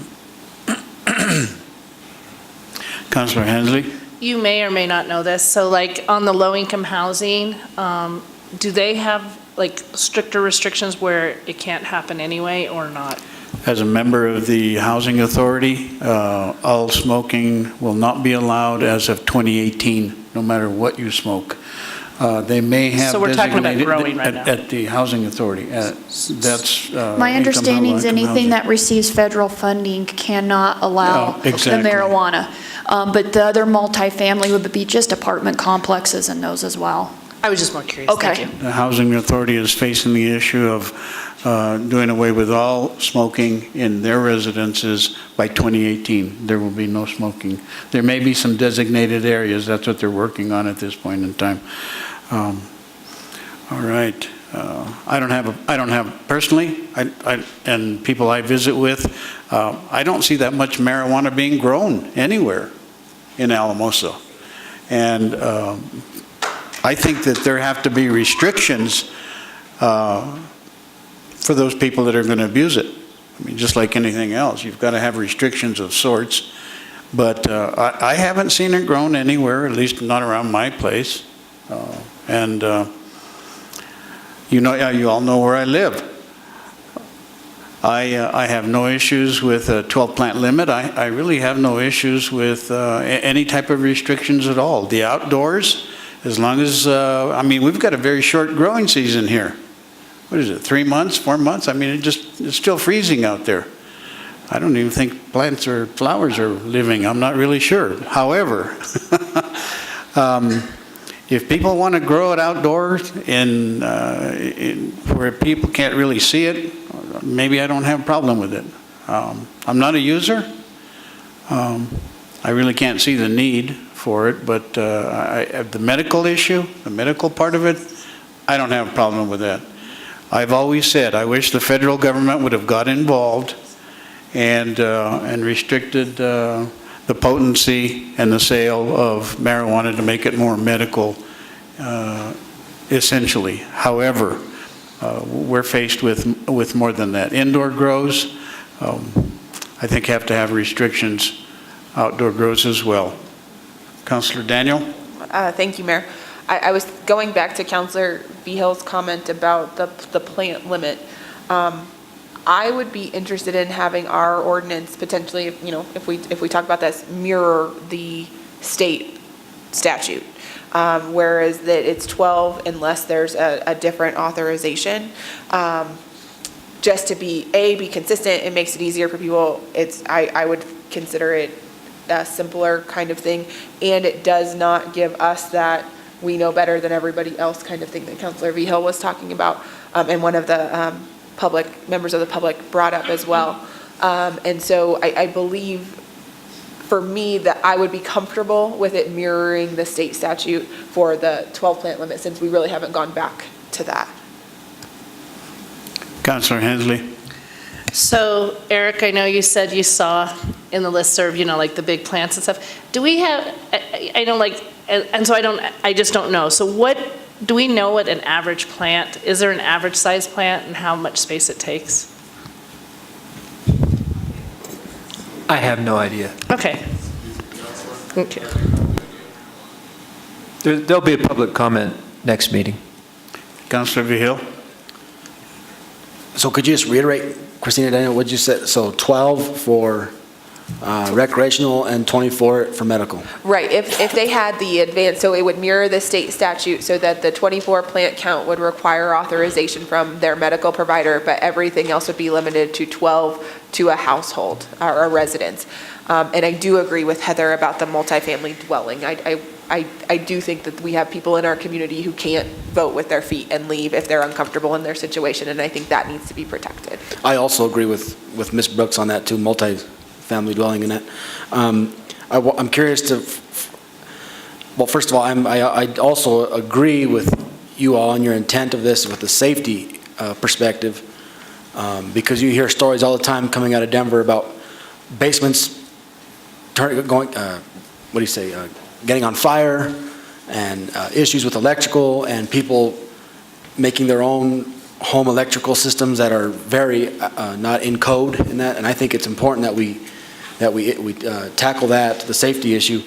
I'm curious to hear up here from council about the lighting and where you're at with the lighting, because I think we need to give Councilor Suizo some input on that as we move forward. Councilor Vigil, let's face it, again, we have a very short growing season here. So if people are going to grow this marijuana for either medical or recreational purposes, they're going to have to do it indoors. There's just no way around that. And so in there lies the, in a sense, conundrum for us. So then my question is, what kind of lighting inside are we talking about? LED, the other one, I forgot what it's called. We should probably reach out to the community and find out who's growing it and what kind of lighting they're using. I mean, if it's that effective, you know, if they're growing it, then they could tell us what kind of lighting. Maybe that would open our eyes to it. I'm not sure. I think the other consideration is the safety issues beyond just what works best for growing it, but it's also the wattage and the heating of the light bulbs and those types of things is why staff has it in there, not what works best for growing marijuana. Thank you, Heather. Councilor Hesley? So I've got a feeling from our last public session that a lot more people were growing it outdoors than I had realized. And that the reason they're doing that is to save money. And then that was even that conversation that it was a short time frame because they couldn't grow it as much inside, partially because of the cost. But I do have to say I am concerned about the safety inside. Having a husband who's an electrician who goes into houses and sees some of the wiring, I guess my bigger concern, honestly, is having a house next door to me not be wired properly or not doing things in a safe way, and that it catches on fire. So hence why I was probably more supportive of actually the outdoor grows, so it isn't pushing it all inside.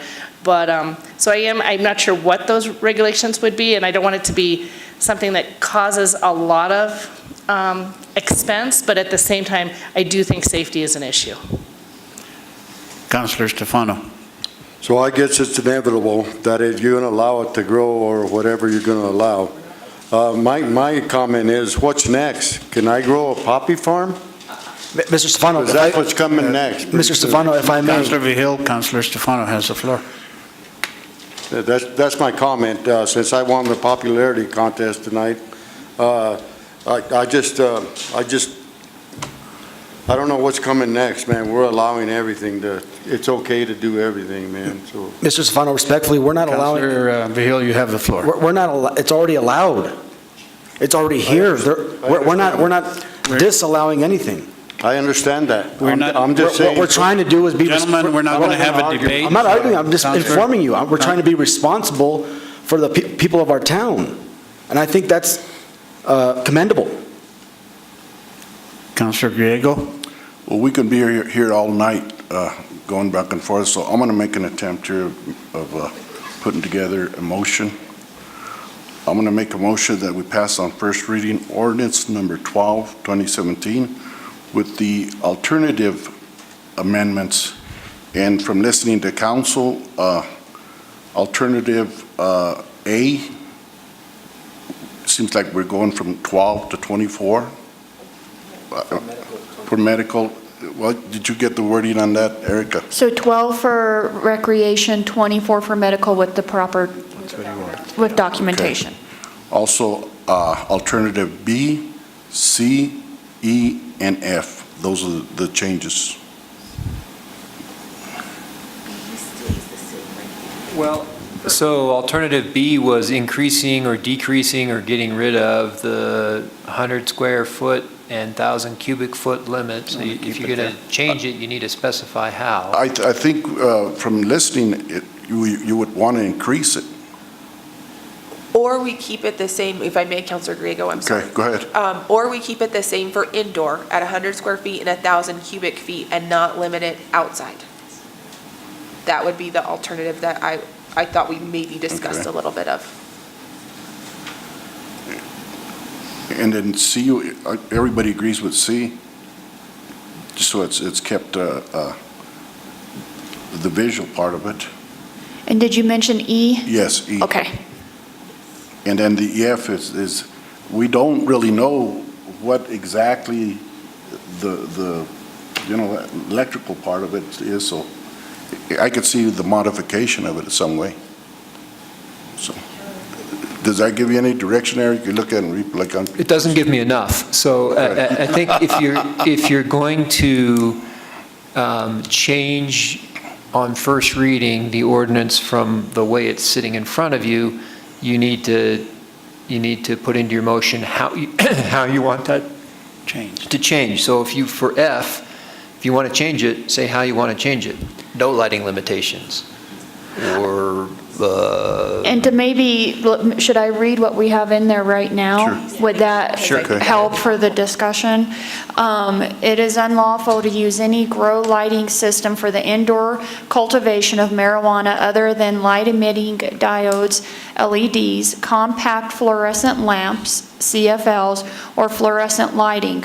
All high-intensity discharge HID lighting, including but not limited to mercury vapor lamps, metal, why do I have to read this? Halide lamps, ceramic MH lamps, sodium vapor lamps, high-pressure sodium lamps, and xenon short arc lamps are prohibited.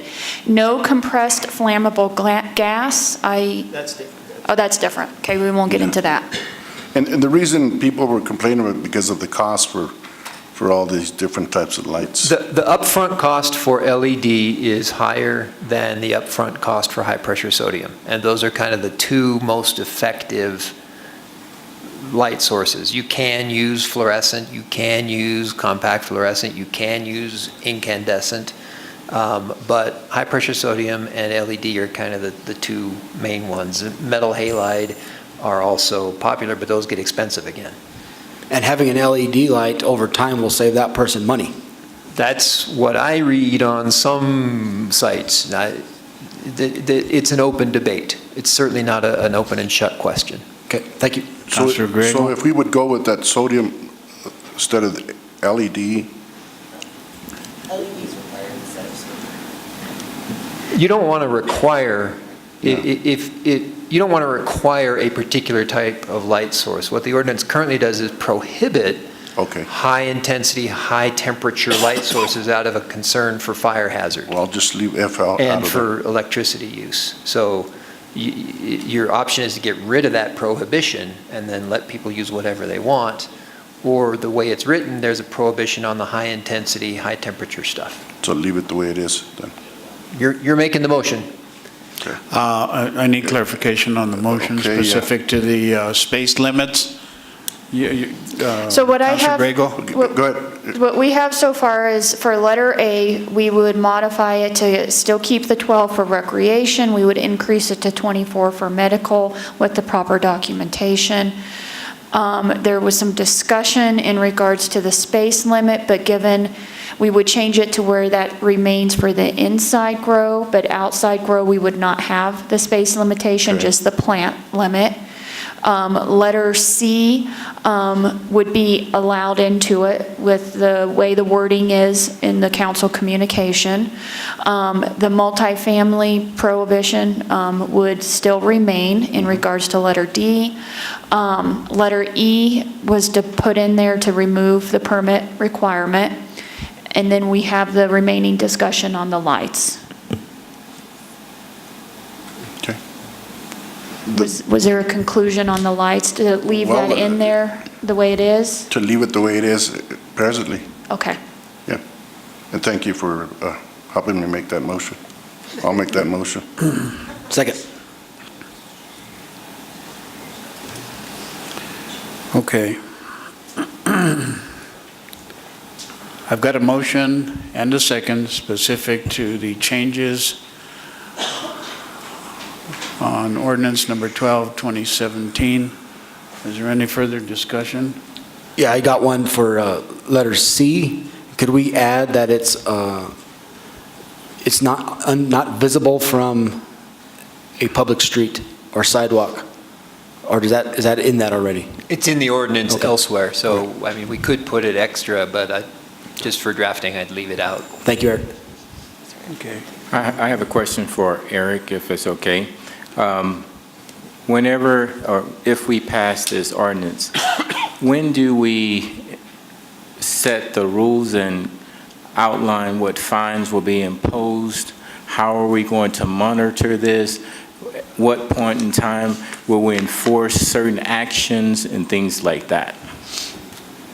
So the ordinance actually sets out what the penalties are for the various violations of the different sections and sets a minimum fine of $100 for violation of the can't be perceptible, can't smell it or see it, and $500 for the others, for the plant limits and the lighting and that kind of stuff. And it also allows for the city to step in and do nuisance remediation if necessary. Councillor Daniel? I'm sorry, I think you kind of had a two-part question in regards to enforcement. We're not going to be out doing searches of houses. So this is something where our assumption is that people will be complying with the law. If we receive a complaint or we have reason to suspect that something else is going on, we would have to rely upon burden of proof in order to inspect the property and handle it like we do any other time there's a complaint that we receive that's on someone's personal property. Okay, thank you. Councillor Daniel? Thank you, Mayor. I just want to make sure that I understand locked enclosure as I read it to myself again. That doesn't mean it has to have a roof outside, correct? It does not have to have a roof, Thank no. you. I wanted to make sure that I was understanding it correctly before I. That it does not have a lock? Is that what you asked? It doesn't have a roof.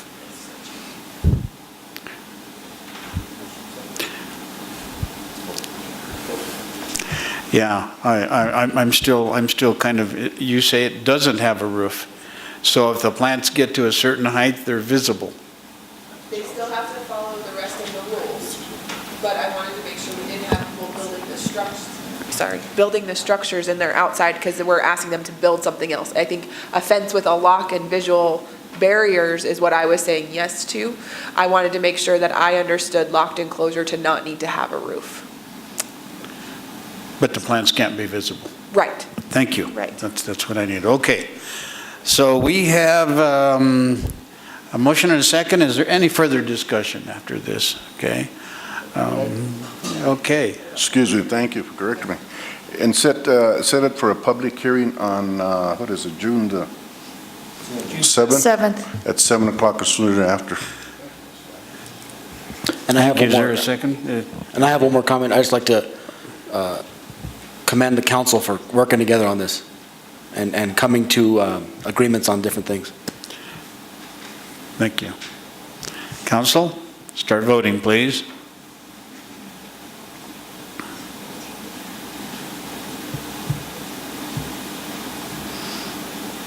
Suzanne? The motion carried 5-1 with Councilor Stefano casting the no vote. Is it 5-1 or 6-1? 6-1, I'm sorry. Thank you. We will move on to a first reading on ordinance number 13-2017 and ordinance amending section 11-100 of the Code of Ordinances of the City of Alamosa to align the language of the ordinance concerning theft with the changes to the statute concerning theft found at Colorado Revised Statute 18-4-401 and deleting sections 11-104 governing theft of retail property and 11-105 governing theft by receiving as encompassed within section 11-100 as amended. Councilor Swishow? Thank you, Mayor. 11-104 actually governs theft of rental property, and that used to be a separate section in our ordinances, as was theft by receiving. That was also true of the state statutes governing theft. Those were separate sections. That was changed by the state legislature in 2013. Captain Mestis brought this to staff's attention and thought we should align our ordinance structure with state law, because there is a lot of interpretive case law that happens for state law that is useful for municipal law, and they write them up the same way, whether they bring them into county court, state court, or to municipal court, just depending on the level of the violation. So this is really a housekeeping issue that makes our ordinance align with state ordinance. It's still the case that no matter what amount is involved in the theft is doesn't have a set fine structure. It's something that you must appear before the judge and have him assess the appropriate penalty. Thank you, Councilor. Council?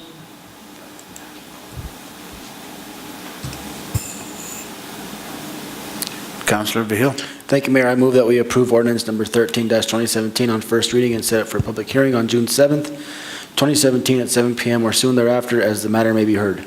Councilor Hensley. I'll second. I've got a motion and a second. Is there any further discussion on ordinance number 13-2017? Seeing none, start voting, please. Ms. Suzanne? The motion carried unanimously. Thank you, Council. We'll now move on to committee reports. Who has a committee report? Councilor Vihil. Thank you, Mayor. Yes, I went to a historical preservation committee board last week, and there was no formal matters that were voted on. They did have an audit from the State Preservation Office, and they passed. This audit happens every 4 years, and they're going to come back to the Valley to do a presentation to leaders for tax credits for historic preservation for their buildings. So that'll be good for some of our local businesses and churches and museums and that. Also, there is going to be, I think you might all like this, a walking tour on Sunday the 21st at 1 p.m. and they're going to meet out at the flagpole. It'll take about 1.5 to 2 hours, and they're going to go around and check out historical buildings in our town, and it's supposed to be pretty cool. Thanks. Thank you, Councilor Vihil. Councilor Griego. This might have been also one of Councilor Vihil's committee. I don't know if it's a committee report or not, but we had a really good meeting with the school board, and at 6 o'clock in the morning is a little too tough, though. Maybe in the future, I think we need to maybe a dinner or something. So, but we did have a good conversation, and we got a lot of stuff talked about and stuff. So, thank you. Councilor Coleman. Thank you, Mayor. I had a meeting this week with the SLV Development Resource Group, and they too went through an audit, and everything looked very well in their audit and their financials and their numbers. The executive director will be reaching out to more people in the community and community partners to see if he can increase membership as well and participation. Thank you, Councilor Coleman. Anyone else with a committee report? Nobody talked about the spring outreach that we were... would you like to do that, Councilor Daniel? Thank you. So many of us were able to attend the CML Spring Outreach in Del Norte earlier this week. They talked a lot about the legislation, many of the things that are happening for us that we've been bringing up, and it's very nice to hear CML's perspective and what they're advocating for municipalities at the state level. In addition, there were other presentations by people who can bring information to our community and assist us with other things going on, and we did a lot of networking as well with other municipalities that are close to us, including Pagosa Springs, and so I thought it was a very effective time spent together. So. Thank you, Councilor Daniel. We'll then move on to staff announcements. Ms. Heather? Thank you, Mayor. You have not received an invitation yet to this, but we will be planning on having a work session next week. I know not everyone will be able to make it, but hopefully we will have enough. The private party that was interested in potentially leasing city property for solar fields has identified maybe a few locations. I really do think it's best to do this as a work session first instead of in a regular meeting, and since I know they may want to move quickly, we're somewhat limited on our ability to do that because the city clerk's office was so successful in getting board applicants this year. So I think your time is definitely getting a little crunched, but you should be receiving an invitation hopefully by the end of this week for a work session next Wednesday, the 24th at 6 p.m. And it would give that individual a chance to identify the two locations, see if there's any interest on behalf of the city to lease property for a solar project. You also have a work session coming up on May 31st in relation to other aspects of marijuana and to get some updates potentially on where we are or where the community is on the ballot measures, the petitions, but then also just to provide information to council so you can have your own discussion in relation to marijuana and some research related to that. So that will be May 31st. And then the other part, to end on a very good note, this week we will be starting to install the pedestals. So Pat's crews will be out there installing them. The unveiling ceremony, and we call it that, but it's not as if we have sheets over them. The celebration of the art installation will be Friday, June 2nd, approximately at 5:30 at the depot. It's a chance for us to recognize the artist whose works we will have on display, but I also see it as an opportunity for us to celebrate our art committee. I just cannot emphasize enough how lucky we are to be able to have the individuals that we have on the art committee and the backgrounds that they bring in the experience. The fact that we were able to pull this together in the time frame that we did and at the level that it will be done at is amazing, and it's due to the volunteers that we have on that art committee. Jeff Owsley was able to attend a creative arts conference just last week, and he was sharing that there's other communities kind of, looking into this, and he said he had to kind of giggle because the questions they were asking were stuff we really didn't have to deal with because of the volunteers we had. And so I think it brought to light how fortunate we really are. So it's exciting. 17 sculptures are going to be in downtown Alamosa. And again, if they are purchased while they are on display here, the city does get 20%, so we can reinvest that back into the arts and maybe grow it some more. So that is it from a staff perspective. Thank you, Heather. Can I ask a question? Oh, sorry. No, that's all right. Councilor I Henry. just, I don't know why I hadn't, so if they decide they want to buy something like in a month or two, do they take it right then, like it sells as it goes, or? No, so it remains on display. The contract we have with the artist is that if it sells during that time period, it still stays on display. Okay. So it's for a year. We'll have it for a year. I was just curious, thank you. Ms. Suzanne, would that be possible to put it on our calendars so that we don't forget that, please? Thank you very much. We're done with staff announcements. We'll move on as a local licensing authority. Consent calendar B. Consent calendar shows multiple actions with one motion. Consent calendar B contains routine items which have been recommended for action by staff or advisory boards. Council may remove a consent calendar item for separate consideration. Tonight we have 3 permits. We have Kiwanis Club Ride the Rockies Special Events Permit for June 9, 2017. The Colorado Rio Grande Restoration Foundation Ride the Rockies Special Events Permit for June 10th, 2017.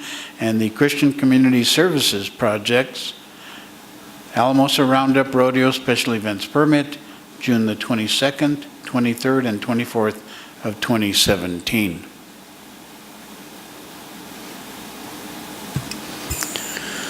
Councilor Vihil. Thank you, Mayor. I move that we approve consent calendar B.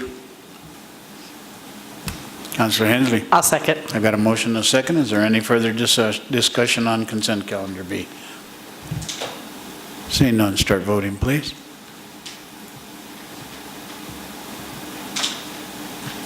Ms. Suzanne? The motion carried unanimously. Thank you. Next up is council comment. Councilor Vihil. Thank you, Mayor. I want to personally thank Holly, Jolene, and Mayor for hosting my 8th grade social studies class. We came over here last week and we got a tour, and Chief Chapman, sorry.